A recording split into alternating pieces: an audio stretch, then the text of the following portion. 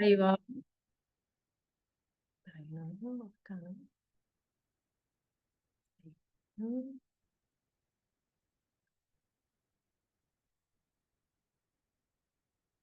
Bueno, buenos días a todos. No sé si me oyen, si se ve bien. Antes que nada, bueno, muchas gracias a Biodiagnóstico por la invitación para hacer esta presentación, por la presentación sobre mi persona y bueno, y agradecerles a todos los participantes de esta charla, que bueno, que el objetivo, como decía Sofía, bueno, hablar sobre las recomendaciones de este panel específicamente que es Negative MIG 61 y por lo tanto, como es un panel que habla, que se utiliza fundamentalmente para bacterias gram negativas, vamos a hacer hincapié en la resistencia o multidrog-resistencia en bacilos gram negativos y su aplicación en este caso. Vamos a hablar vamos a hacer como un refresh del tema de la multidrog-resistencia y específicamente aplicada al uso de este panel. Entonces, bueno, como todos saben, tengo que... se me fue, perdón. Ay, la mierda. A ver, ayúdame acá, un poquito, que se me fue. Perdón, se me había corrido la presentación. Entonces, como modo de introducción y hablar de la importancia del tema, como todos sabemos, las infecciones multidrogresistentes son aquellas causadas por microorganismos que se definen como multidrogresistentes, que ya pueden ser tanto bacterias, virus, parásitos y hongos. Específicamente, si hablamos de la resistencia antimicrobiana, es que se refiere o se define como la capacidad de una bacteria específicamente para sobrevivir y multiplicarse en presencia de un antibiótico. La gran capacidad de adaptación de las bacterias a ambientes hostiles ha permitido el desarrollo de resistencia mediado por factores estructurales y fisiológicos que actúan tanto a nivel intra como extracelular. Podemos decir, acá está, esto está lento y no me corre. No, perdón, a ver si ahí, que no corre, perdón. Entonces, se considera actualmente una amenaza urgente para la salud pública global, generando un aumento de la mortalidad, morbilidad y gasto en salud, siendo las bacterias gram negativas, multidrogoresistentes, como veníamos comentando, las responsables de gran parte de esta amenaza. En Estados Unidos ocurren más de 2,8 millones de infecciones multidrogoresistentes anualmente. También es importante decir que se han convertido en la principal causa de infecciones tanto comunitarias como asociadas a la atención médica y contando con escasos recursos terapéuticos para el manejo de las mismas. Específicamente, como definición, podemos decir que las infecciones relacionadas con la asistencia sanitaria son las adquiridas en los servicios asistenciales relacionados justamente con la asistencia sanitaria, tanto podemos decir de hospitales de agudos, crónicos, geriátricos o servicios residenciales, centros de diálisis, centros de mediana o larga estancia, centros de rehabilitación o en los propios hospitales del día y que no existían previo al ingreso.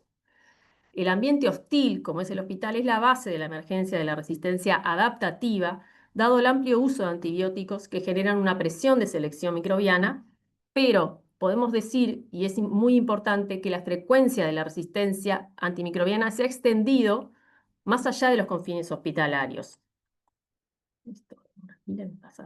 Las cepas multidrogoresistentes pueden rastrearse desde la comunidad al hospital y viceversa, es decir, que la resistencia ya no está localizada solo a nivel hospitalario. Los hospitales actúan como generadores y como receptores de bacterias multidrogoresistentes.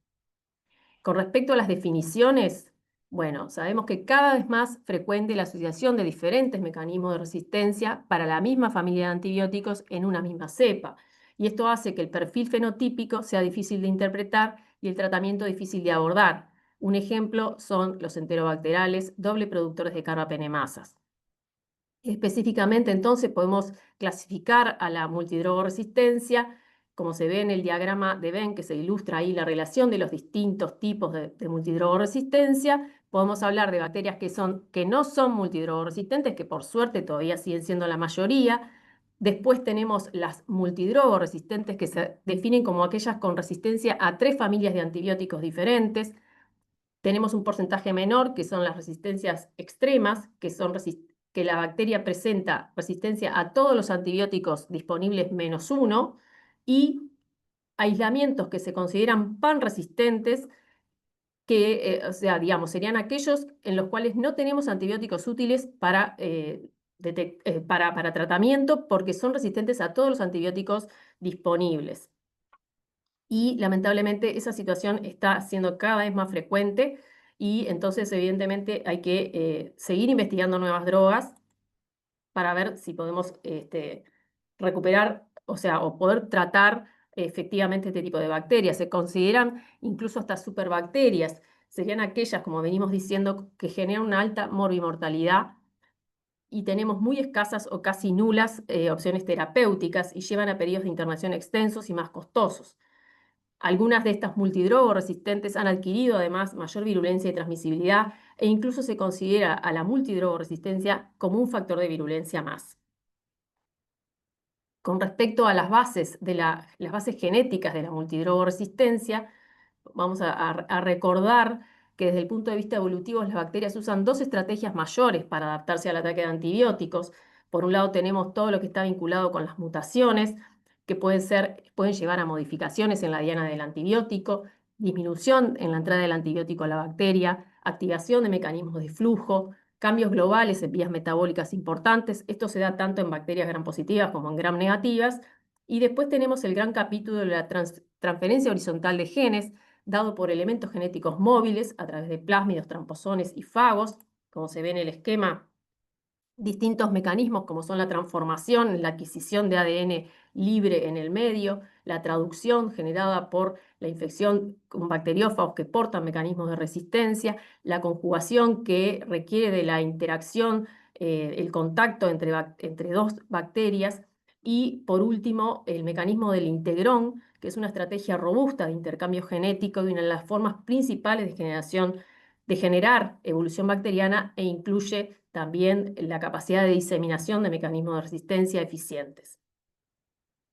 También debemos recordar que dentro de los tipos de resistencia antimicrobiana tenemos dos grandes grupos, que es la resistencia natural, que es una resistencia que es no variable, que es propia de un grupo bacteriano, de un género o de una familia, y por ejemplo todos los gram negativos son resistentes a la vancomicina y esto no es una situación variable. Después tenemos lo que es la resistencia adquirida, que sí es variable, que es obtenida por una bacteria en particular y que se estudia e informa en el laboratorio, como por ejemplo algunos aislamientos de streptoneumonía que han adquirido resistencia a penicilina, resistencia de Escherichia coli resistente a carbapenems por producción de carbapenemasas, estafilococo aureus resistente a la meticilina, y tenemos que tener bien presente que la resistencia adquirida es la que se puede llevar a un fracaso terapéutico cuando se utiliza un antibiótico supuestamente activo sobre el germen que produce infección, y esa es la resistencia que nosotros estudiamos e informamos en el laboratorio. Para recordar, en el manual de las LCI tenemos una cantidad de tablas que nos muestran las resistencias naturales, tanto en bacterias gram positivas como en bacterias gram negativas, o sea que nos muestran el fenotipo salvaje o wild type que tenemos que tener presente a la hora de interpretar los antibiogramas, ¿no? Y que también nos ayudan a identificar la bacteria en estudio. Ahí, por ejemplo, mostramos algunas de las enterobacterias con los distintos tipos de resistencia naturales. También tenemos en las no enterobacterias, en los bacilos gram negativos no fermentadores, que se caracterizan por presentar varios mecanismos de resistencia a múltiples grupos de antibióticos, por eso es más difícil también el manejo de estos microorganismos y de la detección de la resistencia. ¿Ah? Y también tenemos para gram positivos. Y después también, con respecto a los tipos de resistencia, tenemos que recordar que hay una resistencia individual, que es la codificada por la célula bacteriana, que interactúa molécula a molécula entre la bacteria y el antibiótico, con todo el arsenal genético y metabólico frente a un antibiótico determinado. Después tenemos lo que es la resistencia poblacional, que es la que estudiamos en el laboratorio, que es el comportamiento in vitro de un inóculo bacteriano conocido con una determinada concentración de antibiótico, ya sea por métodos de discodifusión, por métodos de microdilución que nos determinan la MIC, o tanto la interpretación de sensibilidad intermedio resistente. Y después todo el capítulo de lo que es la resistencia poblacional en los microorganismos cuando están produciendo una infección, que esto está relacionado con el inóculo bacteriano que está causando la infección y la eficacia o éxito terapéutico que va a depender de los parámetros farmacocinéticos y farmacodinámicos de esos antibióticos en el huésped, donde juegan varios factores, como es el sitio de infección, la dosis y fraccionamiento diario del antimicrobiano, el estado inmunológico del paciente, el tamaño del inóculo bacteriano, etcétera, y eso sabemos que puede estar implicado en la falla terapéutica, que no depende estrictamente del valor in vitro del resultado del estudio de sensibilidad, justamente por todos estos elementos que estamos mencionando. Volviendo estrictamente a lo que es de la definición de microorganismos problema, la definición de los multidrogoresistentes, ya desde el año 2008, incluso desde el año 2009, la Sociedad Americana de Enfermedades Infecciosas presentó un update sobre el problema de los patógenos nosocomiales multidrogoresistentes, poniendo como un eslogan que decía malas bacterias sin escape, y entonces haciendo esta definición de no escape en relación a los patógenos más relevantes, incluyendo gram positivos como Enterococo faecium resistente a vancomicina, Staphylococcus aureus resistente a vancomicina, Klebsiella pneumoniae, Cinetobacter, Baumannii, Pseudomonas aeruginosa, Enterobacter, y después en el 2009 hubo un cambio en esa recomendación o en ese interés por eh, desarrollar fondos para el estudio y para el control de estos microorganismos, donde se agregó Clostridioides difficile y se pasó a denominar enterobacterias que incluían Escherichia coli y Klebsiella pneumoniae. Otro de los alertas que recomienda el CDC y que considera alertas urgentes, gérmenes de gran interés, de gran amenaza urgente y donde hay que tomar acciones agresivas, y describe como principales Acinetobacter resistente a Carbapenems, Candida auris, Clostridioides difficile, Enterobacterias Carbapenemasa resistentes y Neisseria gonorrea resistente a las drogas.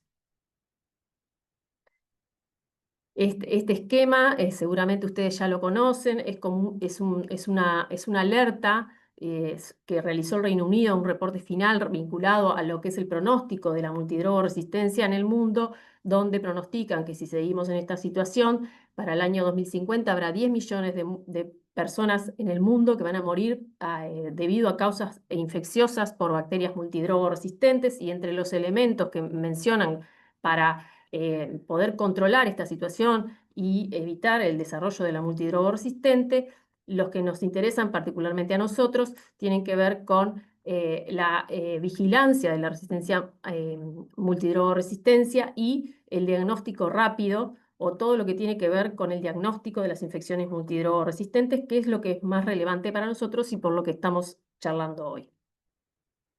Otra cosa muy importante a mencionar, que todos seguramente ya conocemos, es el concepto de One Health, de una salud, que tiene que ver con la interfaz que tiene que ver con lo que es la multidrogo-resistencia, lo que hablábamos de la gran diseminación de la resistencia, que tiene que ver con esos componentes de transferencia horizontal de genes, que involucran no solo al huésped humano, sino que tiene que ver con los animales, con el ambiente y toda la cadena de diseminación, más todo el tema del uso de antimicrobianos en la cadena alimentaria y en el ambiente, y eso lleva justamente, como decíamos, el tema de que no solo las bacterias multidrogoresistentes están en el hospital, sino que se diseminan y se genera un ciclo negativo de transmisibilidad de estas bacterias.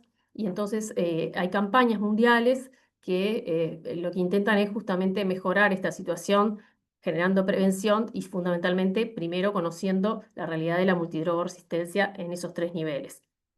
Y el Uruguay no es ajeno a esto, y bueno, se están empezando a hacer vigilancia desde siempre, pero bueno, ahora voy a mencionarlo más adelante. Con respecto a las infecciones multidrogo-resistentes, ¿cómo detectar o sospechar la posibilidad de infecciones multidrogo-resistentes? Bueno, hay poblaciones de riesgo, pero tenemos que decir que los síndromes clínicos que causan infecciones por bacilos gram negativos multidrogo-resistentes son los mismos que los causados por las bacterias gram negativas sensibles. Entonces, clínicamente no podemos decir, bueno, este tiene una infección multidrogo-resistente, pero hay infecciones, sobre todo en determinadas poblaciones de riesgo, que nos hacen sospechar o que, bueno, que tienen más riesgo de ser causadas por bacterias multidrogoresistentes. Tenemos fundamentalmente las más frecuentes, la cistitis, infecciones complicadas del tracto urinario como la pielonefritis, la neumonía adquirida en el hospital o asociada a la ventilación mecánica, infecciones intraabdominales, infecciones del torrente sanguíneo fundamentalmente, que son las más graves.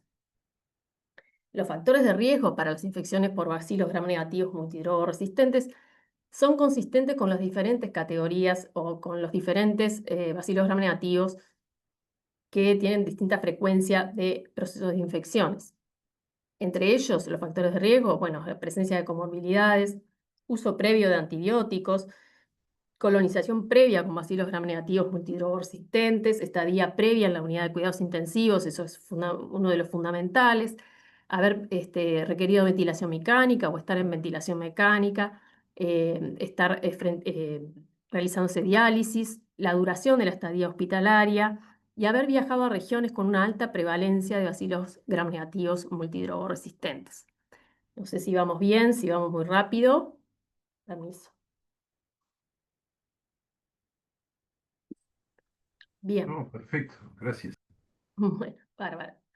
Entonces, como decíamos, el riesgo de padecer una infección se incrementa notablemente en los CTI debido a la presencia de enfermos con patologías graves e inmunodeprimidos, el uso de más técnicas invasivas, de tratamientos antimicrobianos con antibióticos de amplio espectro durante más tiempo y mayor cantidad de microorganismos multidrogoresistentes que es muy difícil de controlar a nivel hospitalario. Por otro lado, sabemos que los pacientes colonizados con bacilos gram negativos multidrogoresistentes muestran un alto riesgo de desarrollar infecciones severas y aumentar su mortalidad cuando se infectan, especialmente en el contexto de esquemas de antibióticos empíricos inapropiados.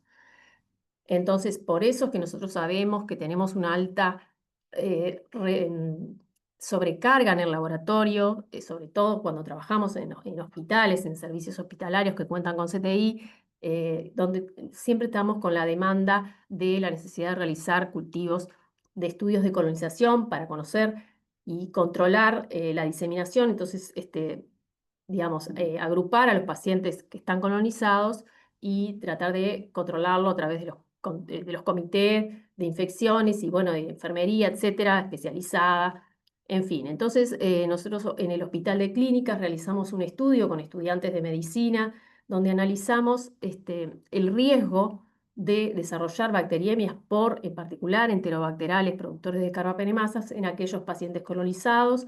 Realizamos un estudio retrospectivo entre el año 2021-2023, donde analizamos 946 pacientes hospitalizados a los que se le había realizado exudado inguinorectal y habían desarrollado hemocultivos positivos con el mismo patógeno enterobacteria productora de carbapenemasa en el estudio de colonización. De ese número de pacientes, 11,7 de ellos con un exudado positivo fueron positivos a EPC.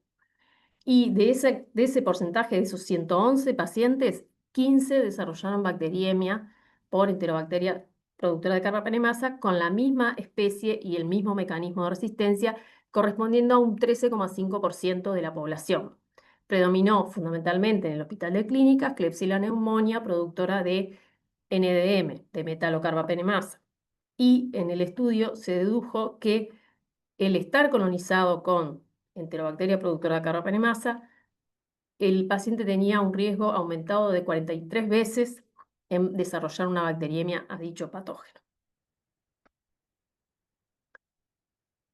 Como decíamos, y con respecto a lo que son las infecciones multidrogoresistentes, es muy importante implementar medidas de prevención y control de las infecciones relacionadas a la asistencia sanitaria dirigidas a controlar la aparición y la diseminación de estas bacterias multidrogoresistentes. Entre estas medidas cabe destacar, obviamente, fundamentalmente la integración y funcionamiento de los comités de infecciones, que permiten mantener la vigilancia de los componentes obligatorios y fortalecer el uso de precauciones estándares y las medidas basadas en la transmisión, así como el conjunto de medidas específicas para prevenir todas las infecciones relacionadas a la asistencia sanitaria.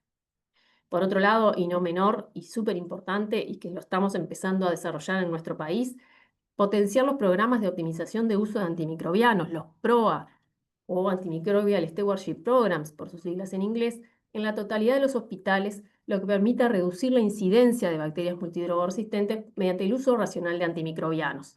Entonces es fundamental contar con un PROA en los centros hospitalarios y tampoco, no menor, y no por estar último, tenga menos trascendencia, que es lo que más nos importa a nosotros y es donde más acciones podemos tener nosotros desde el punto de vista del diagnóstico microbiológico, es implementar los actualmente llamados programas de optimización del diagnóstico microbiológico, PRODIM, y a través de pruebas de diagnóstico rápido, que en minutos proporcionan información sobre la causa de la infección, y si esta es bacteriana, conocer rápidamente a qué antibióticos es sensibles.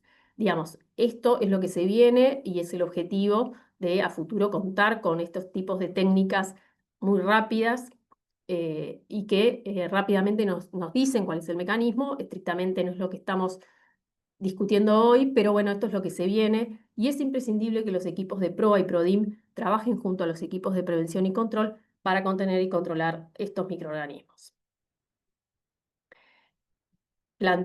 Viendo el planteo de la amenaza de la resistencia antimicrobiana, en Uruguay tampoco, obviamente no somos ajenos, y el Ministerio de Salud Pública, pensando en lo que es desde el abordaje de la salud pública humana, en octubre del 2018 realiza un objetivo, un plan de contención o de control de la resistencia antimicrobiana, cuyo objetivo es reducir el riesgo de selección y diseminación de microorganismos utilizando el tratamiento de las infecciones humanas.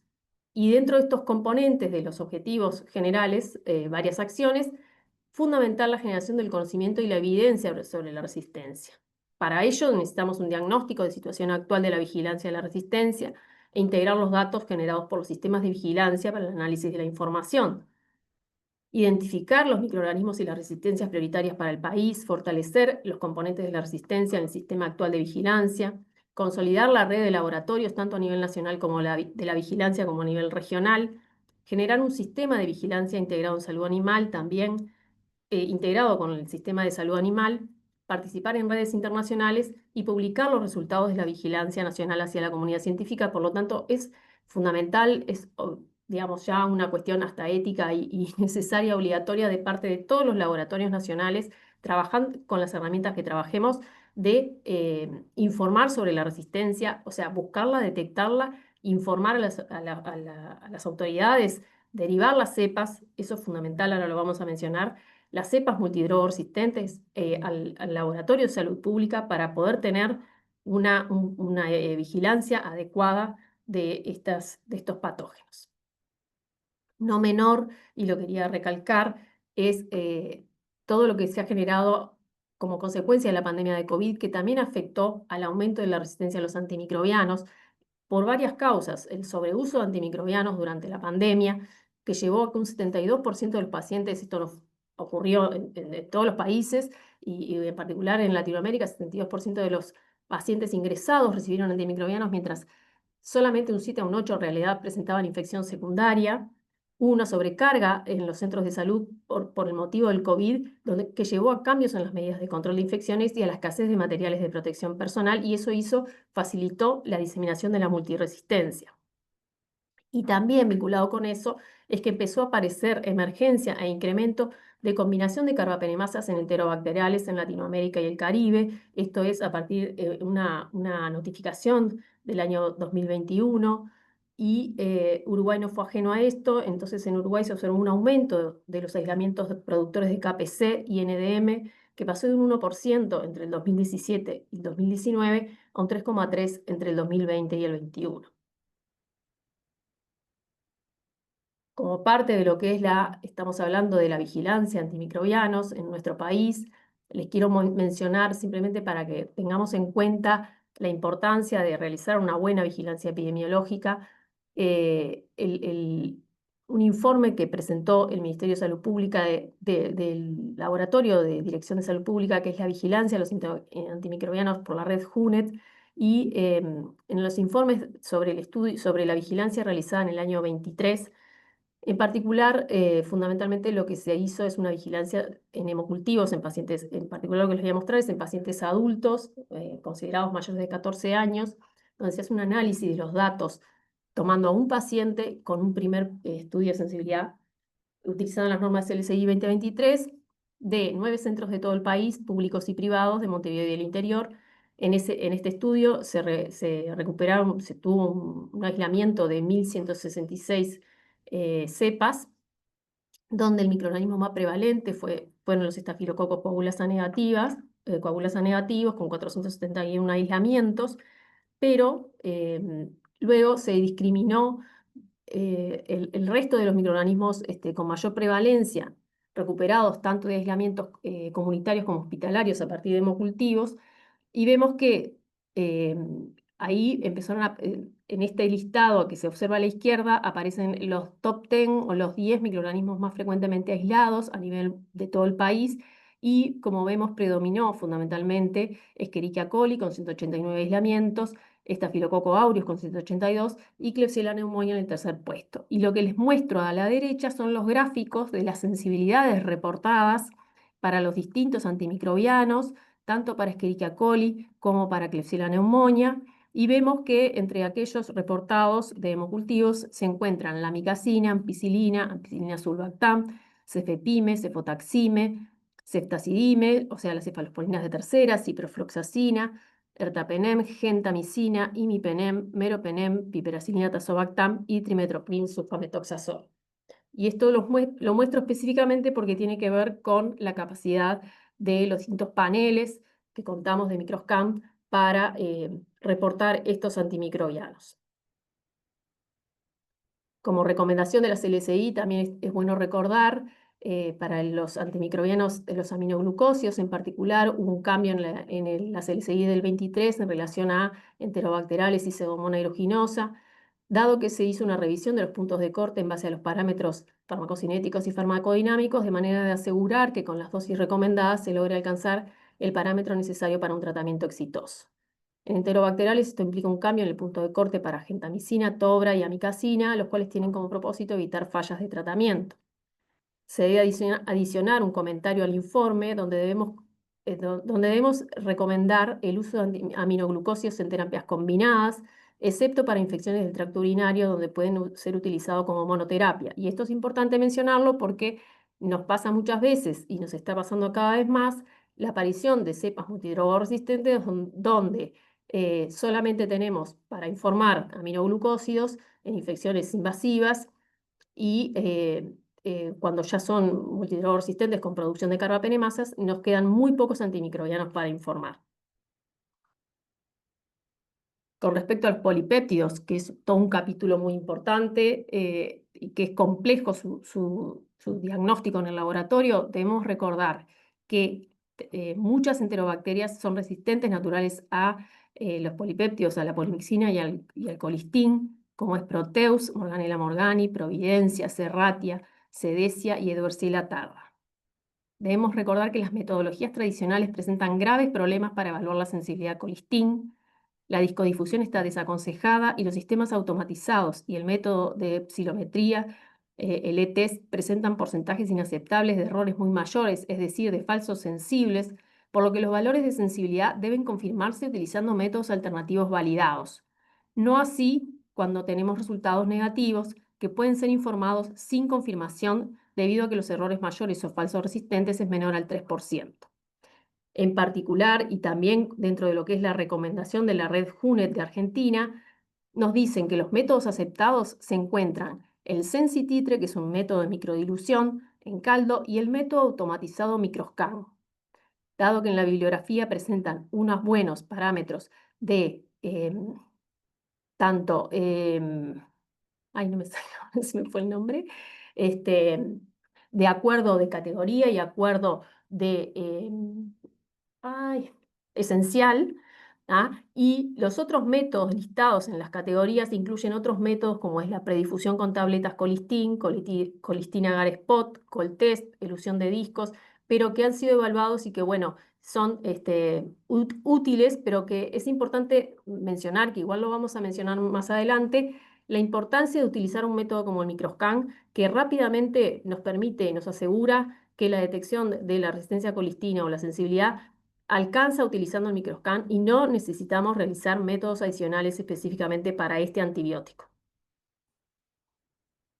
Después les quería mostrar como un repaso cuáles serían los antibióticos recomendados testar para enterobacteriales, excluyendo Salmonella y Shigella. Esto está en las guías LSI, todo lo que les estoy mostrando está en las guías de LSI accesibles del 2025.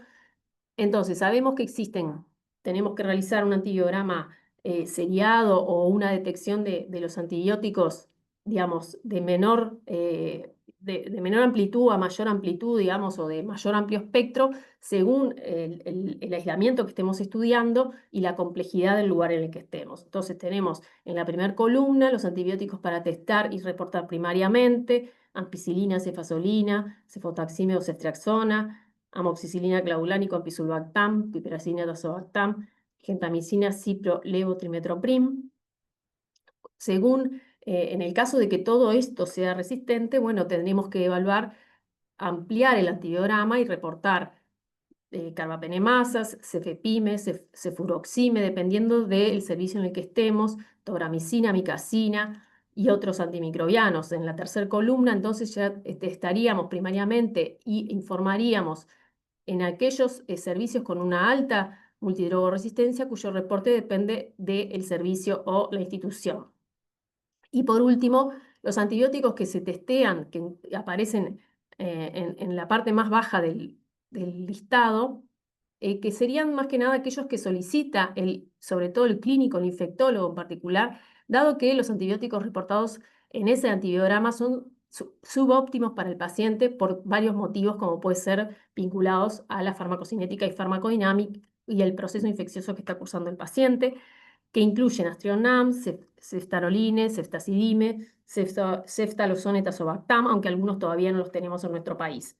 Y después, como vemos ahí en el recuadro, recordar los antibióticos útiles para las infecciones urinarias únicamente, que sería la nitrofurantoína, cefazolina, como una cefalosporina de primera en el caso de las infecciones urinarias no complicadas, y la fofomicina, que recordemos que tenemos solo punto de corte para los aislamientos urinarios de Escherichia coli, que igualmente no quiere decir que no la reportemos en las cepas multidrogorresistentes, como vamos a mencionar después. No sé si vamos muy rápido, ¿estamos bien?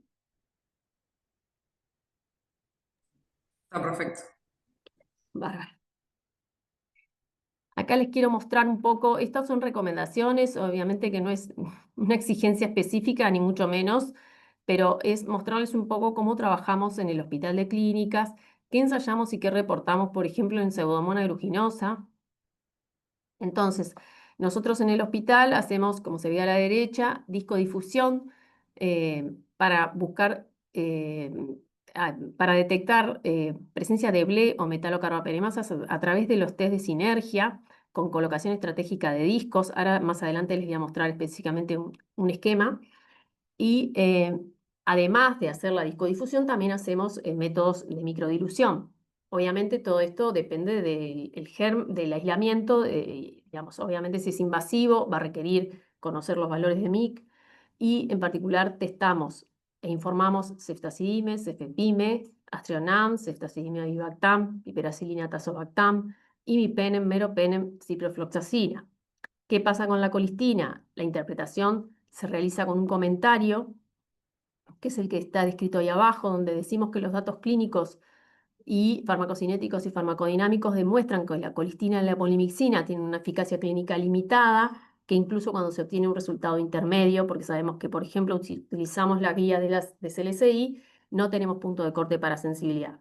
Se prefieren fuertemente agentes alternativos. La colistina debe usarse en combinación con uno o más agentes antimicrobianos activos y se recomienda consultar a un especialista en enfermedades infecciosas. Todo eso, aunque parezca muy largo, muy extenso, lo ponemos en el informe final.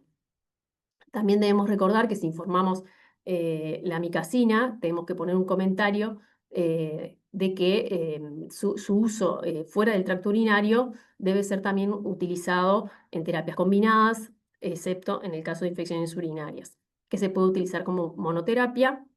La fosfomicina, en el caso de la pseudomonas, solo la informamos a pedido del infectólogo y no le ponemos interpretación. Podemos informarle la MIC, pero sin interpretar. Para el caso de Acinetobacter baumannii complex, Bueno, es una situación similar. Los antibióticos informados y testados e informados son ampicilina, sulbactam, ceftazidime, los carbapenem, simipenem, meropenem, cipro, floxacina, amicacina, la colistina usando el comentario de CLSI, tigeciclina, informamos solo, la MIC sin interpretar, la rifampicina a pedido del infectólogo y también la MIC sin interpretar. Recordamos que fosfomicina es una resistencia natural, la rifampicina no está recomendada por la Sociedad Americana de Enfermedades Infecciosas y la tigeciclina tampoco tenemos criterios de interpretación según la FDA. Bueno, el comentario del uso del colistín es el mismo que para pseudomonas aeruginosa.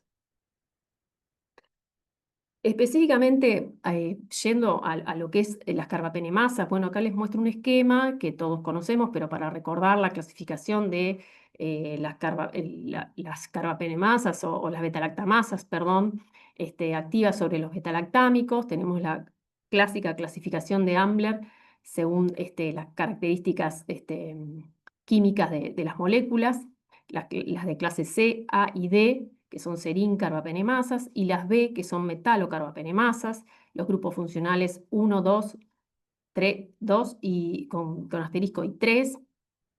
¿Cuáles son los agentes inhibidores o de perfiles inhibidores, que es el ácido clavulánico para las serin-betalactamasas y el EPTA, que es el quelante de metal para las metalocarbapenemasas? ¿Qué perfiles de betalactamasa tenemos? Bueno, las del grupo C, A y D corresponden a las BLE y las carbapenemasas hasta el momento son de clase A, D y B, que ahí tenemos alguna cierta discriminación de los subtipos más frecuentes. Dentro de lo que son las carbapenemasas sabemos que fundamentalmente las que más circulan son dentro de las metalo, las IMP, BIM y NDM. NDM fundamentalmente es la que más predomina en Uruguay. Bueno, y sabemos que estas pueden ser cromosómicas o plasmídicas y que pueden transferirse de un organismo a otro, y eso es lo que genera la gran diseminación y el gran problema de diseminación de las carbapenemasas. Como ya dijimos, los laboratorios de microbiología juegan un papel fundamental en el proceso de detección, identificación y confirmación de carbapenemasas mediante algoritmos que combinan técnicas fenotípicas y genotípicas. Volviendo a lo que son las cifras o mencionando lo que pasa en Uruguay, entonces este es un reporte del Laboratorio de Salud Pública presentado por la doctora Cayata. Sin batería, está conectada, disculpa. Entonces, esto fue presentado en el Congreso del 2022, en el Congreso Mundial de Laboratorio. Son datos que no tenemos los del 23-24, pero esta situación se mantiene y aumenta. Entonces, fundamentalmente queremos mostrar en la tabla la recuperación de carbapenemasas desde el año 2011. Ustedes ven que en el 2011 se recuperaron 9 aislamientos, todos pertenecientes a KPC, y ya a partir del 2012 empezaron a aparecer no solo la KPC, sino también variantes de metalocarbapenemasas, y pasamos de 9 aislamientos en el 2011 a tener 286 aislamientos nacionales en el 2018. ¿Qué pasó? Entre el 2019 y el 2020, si ustedes ven ahí, resulta que en el 2020 hubo un descenso en la recuperación de carbapenemasas, y eso tiene que ver con la pandemia de COVID.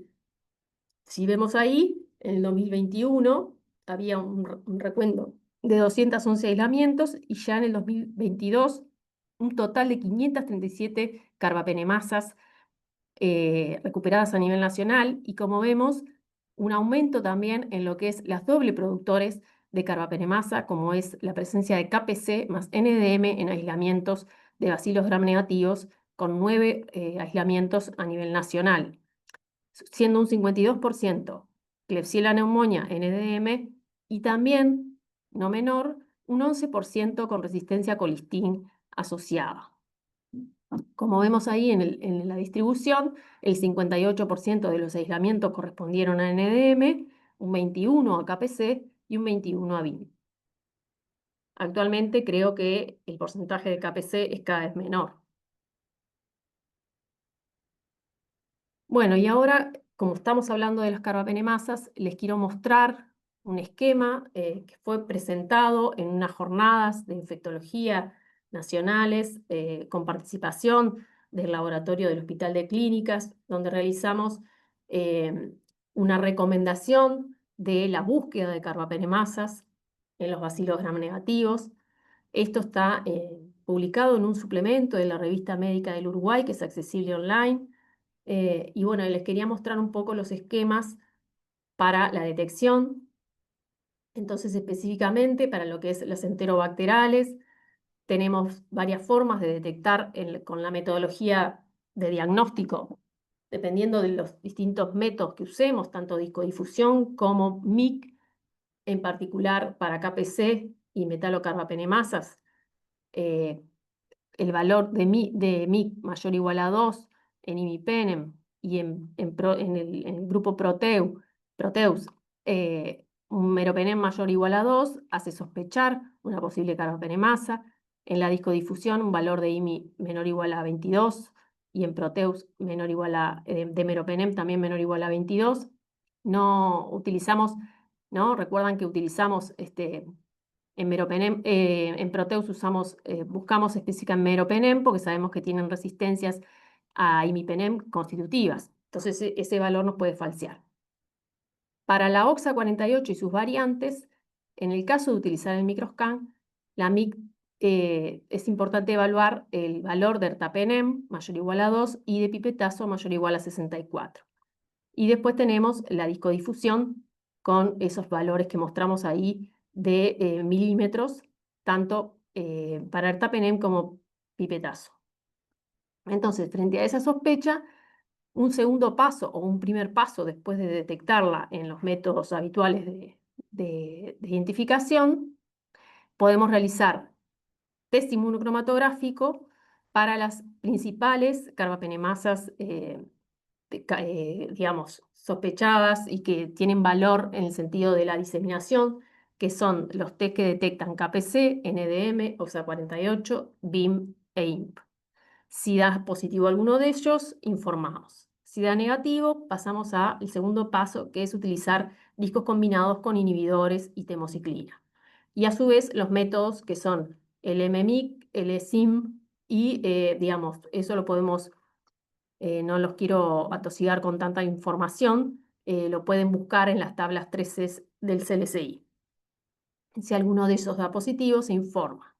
Y si esto da negativo, podemos pasar a un tercer paso, que sería el uso de biología molecular si hay disponibilidad. En todos los casos, si detectamos carbapenemasas o sospechamos carbapenemasas, por ejemplo, si nos dan alguno de esos métodos negativos, pero tenemos la alta sospecha, deberíamos derivar la cepa al DLCP. Con respecto a la pseudomonas aeruginosa, como les mencionaba hoy temprano, la recomendación del laboratorio del Hospital de Clínicas, que en realidad es una metodología, pero bueno, como todo es una recomendación, también está en este suplemento. Lo que les comentaba hoy de el estudio por discodifusión lo hacemos en paralelo al método de microdilución y ahí tenemos la disposición de los discos estratégica con los distintos antibióticos para detectar tanto la sinergia de Blé como la sinergia de carbapenemasas, de metalocarbapenemasas, poniendo un disco de ETA entre dos discos de meropenem e imipenem, y también podemos detectar las sinergias de otras Blé específicas como PER, BEV y GES a través de la distribución de los antibióticos en ese formato. Después tenemos lo que es la detección de las MIC a través de, en el caso del microscan, el valor de IMI mayor o igual a 4 y de CAS mayor o igual a 16. Y si se requiere identificar el tipo de carbapenemasa o la discodifusión no detectó el mecanismo, podemos también realizar el mismo test inmunocromatográfico y si es positivo informar. Como ustedes ven, se va complejizando el tema de la pseudomonas aeruginosa. Tenemos una opción 3 que también es bastante compleja. Entonces ahí indicaríamos ya ensayar ceftazidime y ceftalozono tazobactam. En ese caso, si los dos son sensibles, se excluye la producción de carbapenemasa. Si da sensible ceftazidime, resistente o intermedio, ceftalozono y tazobactam, entonces puede tener una carbapenemasa de tipo KPC o GES. y si ambos dan resistentes, estaríamos frente a una metalo. También existirían métodos alternativos en el caso de que todo eso sea negativo, que son los mencionados en el esquema a la derecha. Y bueno, todas las carbapenemasas sospechadas y o confirmadas también se deben derivar al DLSP. Estamos hablando siempre de casos clínicos, no de colonizaciones. Y por último, les quería mencionar, en el caso de Acinetobacter, para sospechar una producción de carbapenemasa, tenemos que evaluar el valor de MIC para imipenem mayor o igual a 4, y si es en el caso de la discodifusión, un IMI menor a 21 y un MERO menor o igual a 18. Habitualmente producen carbapenemasas de tipo OXA, no identificadas por métodos fenotípicos, y se debe descartar la producción de metal o carbapenemasa por discodifusión conecta o el test inmunocromatográfico. Frente a criterio de sospecha y no habiendo detectado metalo, se informan como productoras de carbapenemasa de tipo OXA, pero no OXA48, que es la que es detectable por el kit. Las cepas con metalocarbapenemasa se envían al Laboratorio de Salud Pública.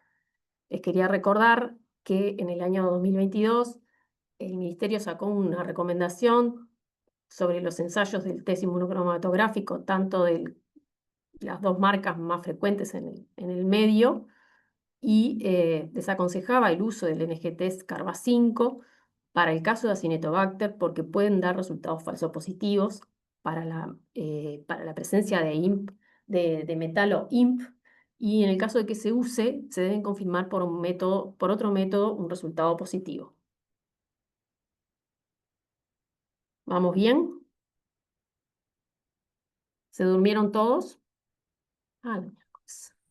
Bueno, entonces, nada, pasando rápidamente, lo que les quiero mostrar es un trabajo comparativo que realizamos en el Hospital de Clínicas entre el método del Sensititre, que es una microdilución en caldo, que no es el gol estándar, pero es uno de los métodos recomendados para la identificación de sensibilidad a distintos antibióticos en bacilos gram negativos multidroga resistentes, ahí es el equipo docente en el cual integro yo, y entonces lo que se hizo fue comparar el método del Sensititre con el microscan utilizando el panel Negative MIC 61 y se compararon la concentración inhibitoria mínima de todos los antibióticos comunes a ambos métodos. Se consideraron para el análisis según CLSI acuerdos de categoría, quiere decir que tenían el mismo resultado en sensibilidad intermedia o resistente, y el acuerdo esencial, que es una diferencia mayor a 1 en una dilución utilizando gráficos scatterplot Punnett.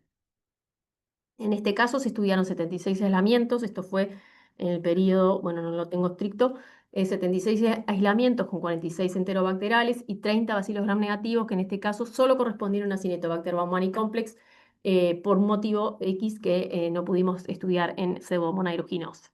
Para tigeciclina se utilizó el criterio de sensible menor o igual a 1 microgramo mililitro. Entonces, los resultados fueron que en enterobacterales hubo un acuerdo de categoría mayor al 90 para todos los antibióticos ensayados, excepto amicacina de un 69 y cefepime de un 89.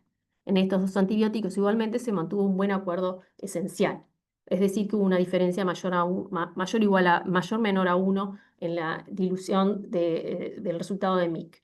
En más del 90% de los antibióticos hubo un acuerdo esencial, excepto para imipenem y meropenem, que igualmente mantuvieron un buen acuerdo de categoría. En el caso del Acinetobacter baumannii complex, el acuerdo de categoría fue mayor al 90 en todos los antibióticos, excepto en amicacina, trimethoprim sulfa y ampicilina sulbactam. Y un acuerdo esencial mayor al 90 que se observó en todos los antibióticos, excepto piperacinata sulbactam y ceftazidime, que conservaron un buen acuerdo de categoría. Ahí vemos un poco el resultado en porcentajes de los distintos acuerdos de categoría para todos los antibióticos testados. Recordamos que el acuerdo de categoría es el valor de sensible, intermedio y resistente, y el acuerdo esencial es la dilución más menos una en la MIC. Y abajo el esquema de los distintos antibióticos con los valores de MIC detectados por el kit de Sensititre. En definitiva, lo que podemos decir en suma es que en enterobacteriales los antibióticos que más nos preocupan en el tratamiento de los pacientes con carbapenemasas se encontró una buena reproducibilidad entre las dos técnicas, en tigeciclina, colistina, fosfomicina, imipenem, meropenem, ciprofloxacina y gentamicina, y en Acinetobacter detectamos la coincidencia en los siguientes antibióticos: tigecyclina, colistina, imipenem, meropenem y ciprofloxacina.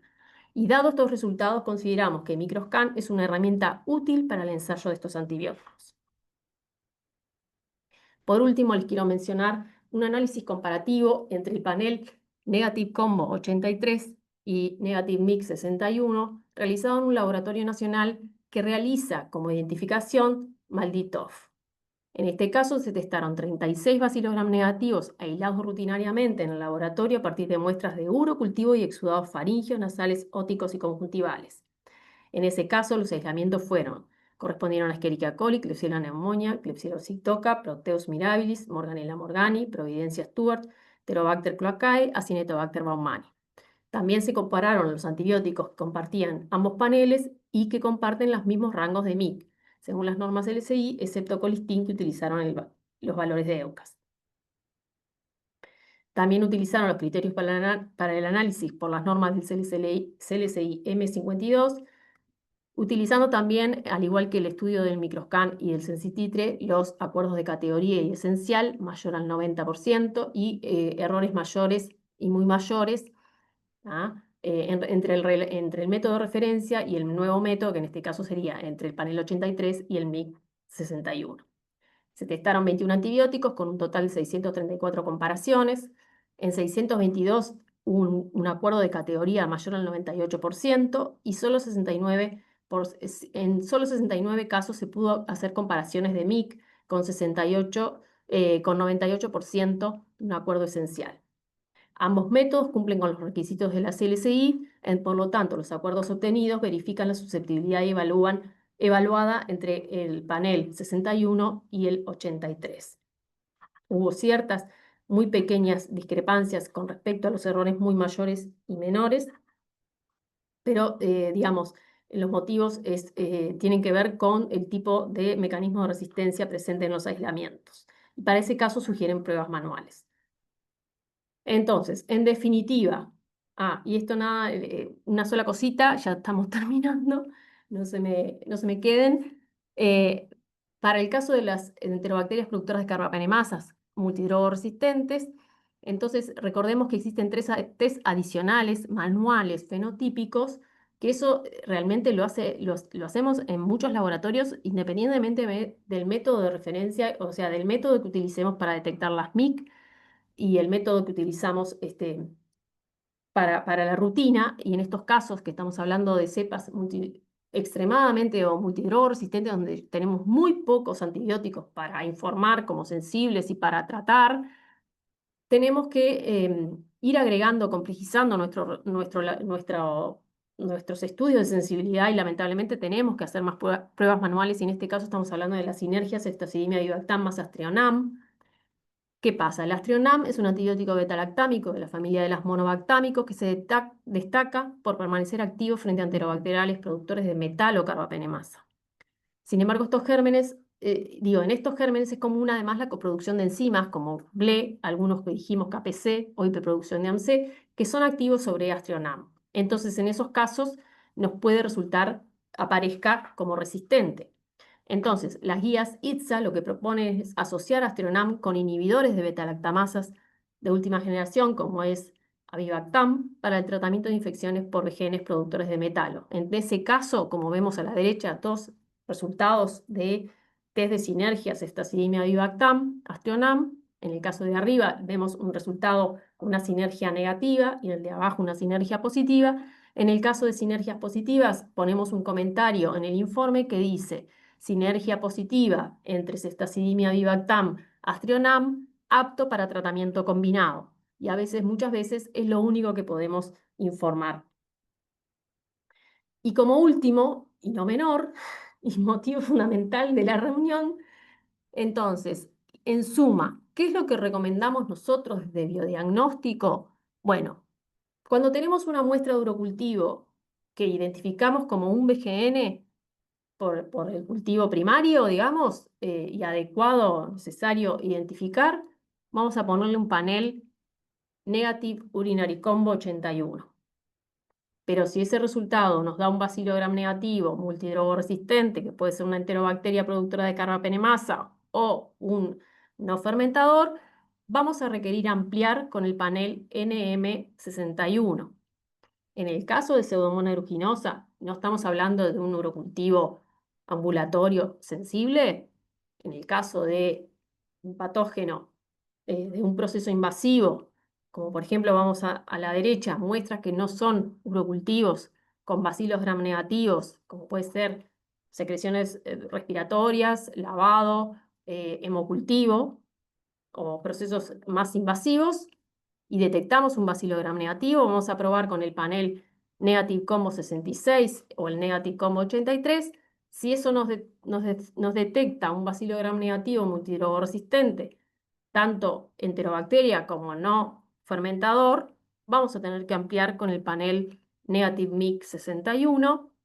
Y la pseudomona le sugerimos realizar la discodifusión para detectar rápidamente la presencia de BLES o de metalocarbapenemasas, y quizás tengamos que hacer pruebas adicionales, como mencioné previamente, digamos, las sinergias, Stacidimodibactam-Mastrionam u otras adicionales. Pero sabemos que con el panel Negative Mix 61 vamos a poder contar con el resultado correcto de colistin, de amica, etcétera. ¿Ok? Esa sería nuestra recomendación para la situación actual de la multidrogoresistencia en nuestro país. Me quedo a las órdenes. Les agradezco a todos por estar presentes. Muchas gracias. Muchas gracias, Pilar. La verdad que es súper interesante la presentación y súper completa.